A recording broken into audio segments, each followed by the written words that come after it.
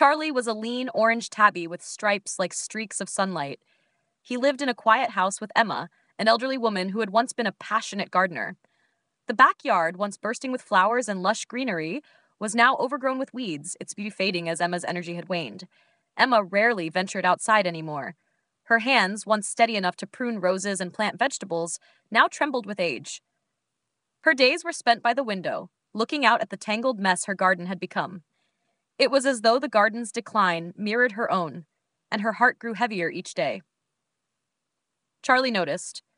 He missed the days when Emma would hum while watering her plants, her face glowing with joy. He would follow her as she worked, pouncing on fallen leaves or napping under the shade of her favorite cherry tree. Now, the house felt too quiet, and Charlie longed to bring her outside again. One crisp morning, Charlie padded into the garden alone. He sniffed at the wilted flowers and clawed at the overgrown grass. Then his sharp eyes caught a glimmer of purple, a small patch of violets struggling to bloom amidst the weeds. He began pawing at the dirt around them, clearing the space with surprising determination. Inside, Emma noticed Charlie's absence. When she stepped outside, she found him sitting proudly by the violets, his paws dusty but his eyes bright with excitement. Emma's heart ached. "Oh, Charlie," she murmured, crouching beside him. Her fingers, hesitant at first, brushed against the violets. She felt the soft petals and the cool earth beneath them. Something stirred within her.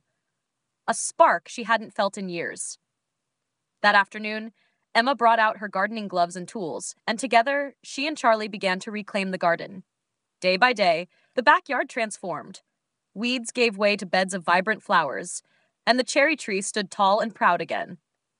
Emma's laughter returned, echoing as she worked with Charlie by her side, batting at petals and chasing butterflies. One sunny morning, Emma sat beneath the cherry tree, stroking Charlie's fur. "You reminded me, didn't you?" she whispered. Charlie purred softly, his eyes half closed with contentment.